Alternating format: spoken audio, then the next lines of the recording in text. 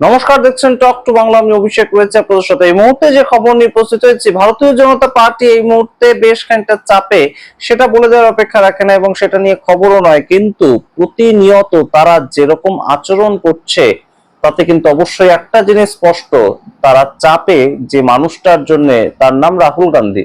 আমরা রাহুল গান্ধীর কোন রকম স্তুতি গাইতে এখানে বসিনি, তার কারণ আমরা কারোর কোনো ধরনের কোনো পার্টির সঙ্গে যুক্ত নই, কারোর সমর্থক নয়, কিন্তু ভারতীয় জনতা পার্টি কিংবা গুজরাট লবি এই মুহূর্তে যা করছে তাতে তো অবশ্যই এই কথা বলতেই হয় যে শাসক দল হয়তো রাহুল গান্ধীকে ভয় পাচ্ছে। তা না হলে প্রতিটা জায়গায় রাহুল গান্ধী যেখানেই ছাত্রকে গুঞ্জ অনুষ্ঠান করেন, সেখানেই তিনি যাওয়ার আগে কোনো না কোনো সমস্যা কেন ক্রিয়েটেড হয় বলতে পারেন?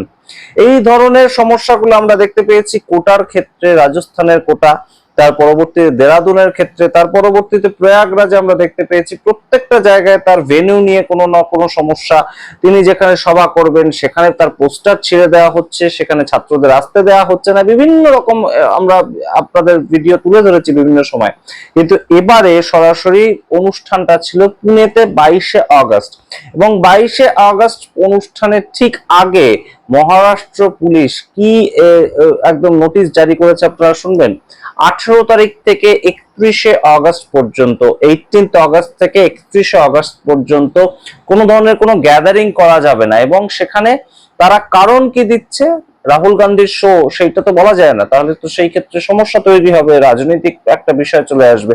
সেই ক্ষেত্রে কারণ দেখা দিচ্ছে যে রাখি আছে, তার সঙ্গে ঈদে মিলাদ রয়েছে, এবং তাই জন্য সম্পূর্ণ গ্যাদারিং এই ধরনের কোনো কিছু করা যাবে না, 5 জনের বেশি একসাথে যুক্ত হতে পারবে না, অর্থাৎ একদম সরাসরি 144 ধারা বা কারফিউ বা 163 ধারা বর্তমান বিএনএস অনুযায়ী সেটা জারি করে দেওয়া হয়েছে। কিন্তু গুরুত্বপূর্ণ বিষয়টা হচ্ছে এই যে একদম সরাসরি পুলিশ কমিশনার তার দ্বারা এটা এই নোটিশটা এলো, সেটা কি শুধুমাত্র তার নোটিশ, নাকি রাজ্যের মুখ্যমন্ত্রীর নোটিশ, নাকি একদম দিল্লি থেকে এই খবর আসছে? এই ঘটনা এই মুহূর্তে কাকতালীয় কি হতে পারে সম্পূর্ণ, যে যেখানেই যে রাজ্যে রাহুল গান্ধী যাচ্ছেন সেখানেই এই ধরনের সমস্যা তৈরি হচ্ছে, এবং তার শো তার পরবর্তীতে ব্লকবাস্টার কিংবা তার থেকেও বেশি কিছু প্রমাণিত হচ্ছে। আমরা দেখতে পেয়েছি প্রয়াগরাজের ক্ষেত্রে রিসেন্ট যে ছাত্রকে গুঞ্জ অনুষ্ঠানটা তিনি করেছিলেন, সেই প্রয়াগরাজে একদম সরাসরি একদম ব্লাস্ট হয়েছে।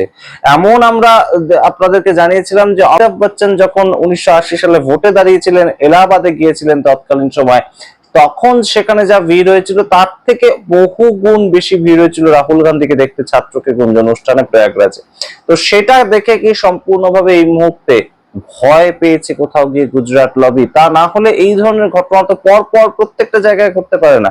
সেটা যেমন অনেকেই বলছেন, আপনাদেরকে জানাই যে ছাত্রকে গুঞ্জ অনুষ্ঠানটা 2026 সালে অত্যন্ত হিট একটা শো, এবং রাহুল গান্ধী সেখানে যাচ্ছেন, কোন রকম কংগ্রেসের পতাকা থাকছে না, কোন রকম রাজনৈতিক দলের কচকচানি থাকছে না, শুধুমাত্র ছাত্র ছাত্রীদের সঙ্গে কানেক্ট করছেন তিনি। এবং সেখানেই বড় সড় একটা প্রশ্ন উঠছে যে ছাত্র ছাত্রীদের মনে রাহুল গান্ধী জায়গা পাচ্ছেন, এবং সেটা ভারতীয় জনতা পার্টি খুব ভালোভাবে বুঝতে পারছেন, এবং তাই জন্যই তাকে আটকানোর চেষ্টা। তার কারণ এই সামগ্রিক যে ছাত্র আন্দোলনটা, ঠিক তার পরের থেকেই রাহুল গান্ধী যেন প্রোঅ্যাক্টিভ হয়ে পড়েছেন। দিনটা যদি আপনারা মনে করে রাখতে পারেন, তাহলে 21শে জুলাই, 20শে জুলাই ছাত্রদের উপর লাঠিচার্জ হলো, তার পরবর্তী দিন থেকে রাহুল গান্ধী একদম প্রোঅ্যাক্টিভ।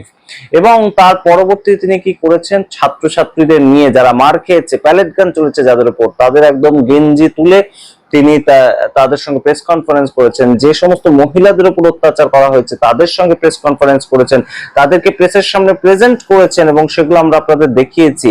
এবং ধর্মেন্দ্র প্রধানের যেদিন ইস্তফা হলো সেদিন নেহা বোরা তাকে সাথে নিয়ে তিনি একদম সরাসরি ছাত্রছাত্রীদের আওয়াজ, ছাত্রছাত্রীদের কণ্ঠ, সেটা পৌঁছে দিলেন। এবং দেশের বিরোধী দলনেতা যখন সাপোর্ট করেন তখন সেই আওয়াজ যে অনেকটাই বেশি দৃপ্ত হবে সেটা তো আর বলে দেওয়ার অপেক্ষা রাখে না। এবং সেখান থেকেই আমরা দেখতে পেয়েছি পর পর লাগাতার যেখানেই ছাত্রদের কোনো সমস্যা হচ্ছে, রাহুল গান্ধী ছাত্রদের পাশে দাঁড়াচ্ছেন। ঝাড়খণ্ডে তাদের সমর্থিত সরকার, অর্থাৎ কংগ্রেসের সমর্থিত সরকার চলছে, কিন্তু রাহুল গান্ধী যেটা করলেন একদম স্রোতের উল্টো দিকে দাঁড়িয়ে, যে সরকার কাদের চলছে পরে দেখা যাবে, আমি আগে ছাত্রছাত্রীদের পাশে দাঁড়াবো, ছাত্রদের উপর লাঠিচার্জ আমি মেনে নেব না। এবং ঝাড়খণ্ডে যখন 17ই আগস্ট আমরা দেখলাম, আপনাদের ইতিমধ্যেই দেখিয়েছি যে আন্দোলন থেমে গেল, হেমন্ত সোরেন সমস্ত মেনে নিলেন দাবি, ছাত্রছাত্রীরা আনন্দ করছে, তখন রাহুল গান্ধী জিন্দাবাদ এই ধরনের স্লোগান উঠছে। তো এই সামগ্রিক প্রেক্ষাপটগুলো কোনো মতেই মেনে নিতে পারেননি হয়তো এই মুহূর্তে গুজরাট লবি, এবং সেখান থেকেই এই ধরনের অর্ডার পুনেতে। তার কারণ পুনেতে যে পোস্টারটা এসেছিল রাহুল গান্ধীর, সেটা একদম ইন্টারেস্টিং একটা পোস্টার। তার কারণ এই ছাত্র কি গুঞ্জ অনুষ্ঠানটায়, পুনের ক্ষেত্রে পার্টিকুলারলি, সেখানে শুধুমাত্র মহিলাদেরকে নিয়ে এই অনুষ্ঠানটা হওয়ার কথা ছিল, অর্থাৎ শুধুমাত্র ছাত্রীরা আসবে, ছাত্ররা এখানে আসবে না। এটাই ছিল অনুষ্ঠানের ফরম্যাট, এবং ইন্টেলিজেন্সের সূত্র মারফত যা খবর রটে গিয়েছিল, 1 লক্ষের বেশি ছাত্রী সেখানে জড়ো হবেন, 1 লক্ষের বেশি ছাত্রী। এটা খুব একটা অসম্ভব কিছু নয়, তার কারণ প্রয়াগরাজে যেখানে একদম নর্দমার জল থেকে শুরু করে কাদা ফেলে দেওয়া হয়েছিল কর্পোরেশনের তরফ থেকে, এ ধরনের অভিযোগ উঠেছিল, সেখানেও পর্যন্ত এত পরিমাণে ভিড় হয়ে গিয়েছিল, পুরো আশপাশের সমস্ত এলাকা জ্যাম হয়ে গিয়েছিল রাহুল গান্ধী সেখানে গিয়েছিলেন বলে। তো পুনেতেও সেরকম খবর ছিল, এবং সেখান থেকেই পুনে সরকার, অর্থাৎ মহারাষ্ট্র সরকার সরাসরি কিন্তু এই রাহুল গান্ধীকে একদম বন্ধ করে দিলেন। অর্থাৎ কোথাও গিয়ে এই মুহূর্তে যে ন্যারেটিভের ভিত্তিতে ভোটটা হয়, সেই ন্যারেটিভটা থেকে কিন্তু ছাত্রছাত্রী বা জেন জি বা জেন আলফা তারা অনেক দূরে সরে এসেছেন। হিন্দু মুসলিম নিয়ে তারা ভাবিত নন, ধর্মের ভিত্তিতে ভোট দেওয়ার কথা নিয়ে তারা শুধুমাত্র তাদের ভবিষ্যৎ নিয়ে ভাবতে চাইছেন, এবং যে নেতা সেই কাজটা করছেন তার নাম কিন্তু রাহুল গান্ধী হয়ে উঠেছে। এটা ভারতীয় জনতা পার্টিও খুব ভালো করে বুঝতে পারছে। Rahul Gandhi is continuously connecting with Gen Z, এবং সেটা খুব ফ্ললেসলি হচ্ছে, খুব স্পন্টেনিয়াসলি হচ্ছে, এবং সেখানেই এই ধরনের তাকে আটকানোর চেষ্টা একদম পর পর ক্রোনোলজিক্যালি, সেটা কোটাতে হতে পারে, সেটা দেরাদুনে হতে পারে, সেটা প্রয়াগরাজে হতে পারে, এবং তার সঙ্গে এই পুনের ক্ষেত্রে একই ধরনের সমস্যা আমরা দেখতে পেলাম। আপনারা শুনুন সুপ্রিয়া শ্রীনেট এই নিয়ে কি বলছেন, এবং অবশ্যই আপনাদের সামগ্রিক রিপোর্টের ভিত্তিতে কমেন্ট বক্সে কমেন্ট করে জানান আপনাদের মতামত। দেখতে থাকুন টক টু বাংলা, অবশ্যই টক টু বাংলা ইউটিউব চ্যানেলটিকে সাবস্ক্রাইব করে দিন। আমাদের ভিডিও ভালো লাগলে আপনাদের আত্মীয় স্বজন বন্ধু বান্ধব মহলে ছড়িয়ে দিতে পারেন, যাতে আমাদের রিচ আরো বাড়ে, এবং অবশ্যই আপনারা অনেক না জানা খবর শুনতে পারেন। ধন্যবাদ। छात्रों की गूंज वो कार्यक्रम है, वो संवाद है जहां पर राहुल गांधी जी खुले मन से छात्रों से, युवाओं से बात करते हैं। वहां पर कोई राजनीतिक चर्चा नहीं होती है, उनके इश्यूज पर, उनकी प्रॉब्लम्स पर उन्मुक्त होकर संवाद होता है, कैंडिड कॉन्वर्सेशन होता है। पहला छात्रों की गूंज कोटा में हुआ, जहां पर राजस्थान की बीजेपी सरकार ने पहले तो जगह बदली, फिर छात्रों को आने से रोका, तमाम हथकंडे अपनाए।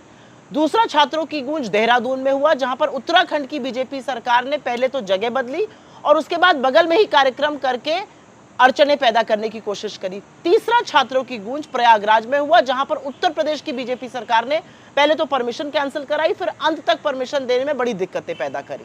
और अब पुणे में महाराष्ट्र की बीजेपी सरकार ने 5 लोगों से ज्यादा एक जगह एकत्रित होने पर 14 दिन का बैन लगा दिया है। छात्रों की गूंज पुणे में 22 अगस्त को होना है। आप कितना डरते हैं राहुल गांधी से, आपको कितना खौफ है जेनजी का? अरे कुछ तो अपनी पुरानी ओछी जो टुच्ची हरकतें उनसे सीखिए। आप जितना व्यवधान पैदा करेंगे उतना सक्सेसफुल ये कार्यक्रम होता है। पहले भी लाखों छात्र आए थे, इस बार भी आएंगे, क्योंकि आने वाले जेनजी और युवा हैं और बुलाने वाले राहुल गांधी हैं, और दोनों आपकी ओछी टुच्ची हरकतों से सुनकर घर पर बैठने वाले नहीं। और इस बार तो कार्यक्रम एक्सक्लूसिवली लड़कियों के लिए हो रहा है, जो ना रुकेंगी, ना थमेंगी, ना झुकेंगी। लड़कियों की सौगात याद है ना, 56 इंच का छोटा बंदर, वही सुनकर चुप हो जाइए। ऐसी ओछी टुच्ची हरकतें कब तक करते रहिएगा? आप जितना व्यवधान पैदा करिएगा, जितनी दिक्कतें, जितनी अड़चने लगाइएगा, कार्यक्रम उतना और सक्सेसफुल होगा। राहुल गांधी आएंगे, युवा आएंगे, लड़कियां आएंगी, और कार्यक्रम एक मेगा ब्लॉकबस्टर होगा। आप फिर से मुंह की खाएंगे, क्योंकि आप इस देश के युवाओं को समझ ही नहीं रहे हैं। आप उनकी समस्याओं को सुनना ही नहीं चाहते, आप सिर्फ दमन करना चाहते हैं। उनकी आवाज को दबाना अब आपके बस की बात नहीं है मोदी जी। इस तरह की हरकतें करके क्या प्रूफ कर रहे हैं? टुच्चापन लग रहा है।